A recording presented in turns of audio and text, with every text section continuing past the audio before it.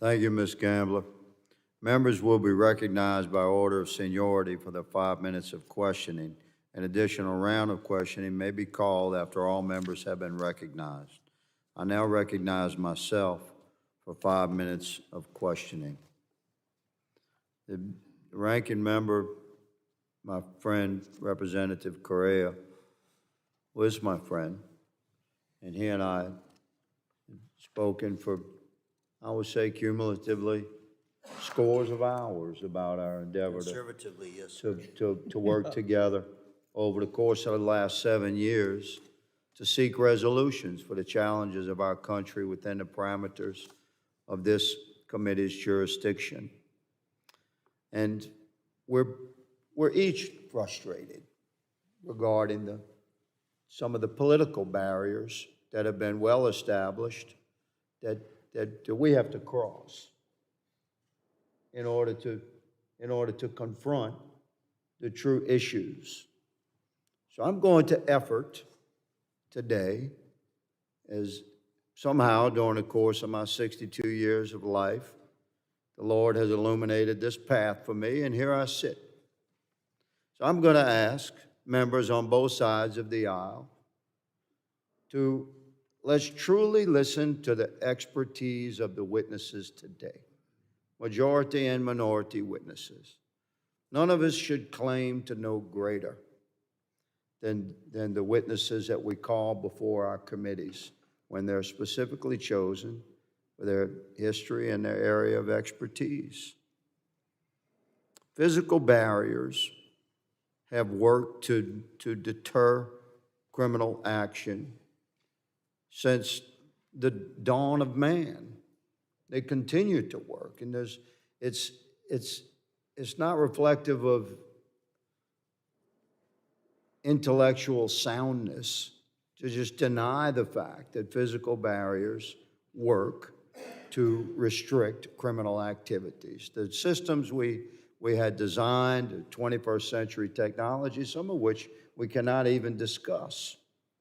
But the technologies that were built into the physical barrier systems that were planned during the Trump administration would most certainly have allowed us to view up to 5 miles into the Mexican territory, our southern border. And it's a great deterrence for intended criminal crossings. I asked Ms. Cooper, CBP has been on record affirming the effectiveness of barriers. You've made that clear. And yet the policy decision was made to cancel construction of the barriers on the president's first day in office. Does CBP believe this is an effective policy decision? With respect to the policy decision, I will have to defer to my DHS colleagues. However, I am more than able to speak to the efficacy of border barrier system in the places where it makes sense for our operation. Yes, ma'am. So none of us are suggesting that we put a 30-foot wall on top of a 200-foot cliff, are we? God already put a 200-foot wall there. So where barriers are effective. But regarding the policy, this committee had endeavored very hard to ask the Biden administration to provide a witness from the Department of Homeland Security Office of Strategy, Policy, and Plans. And I want all of us to grasp where we are here.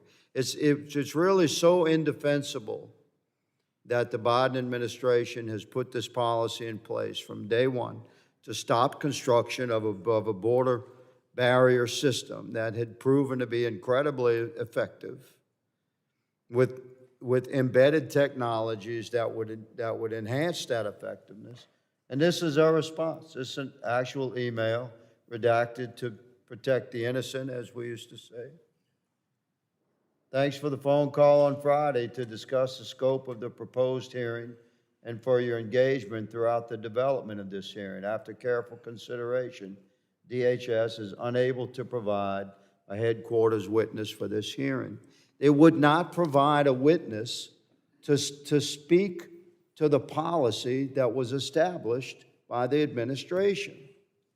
And CBP is unable to respond to policy questions because it's not their area.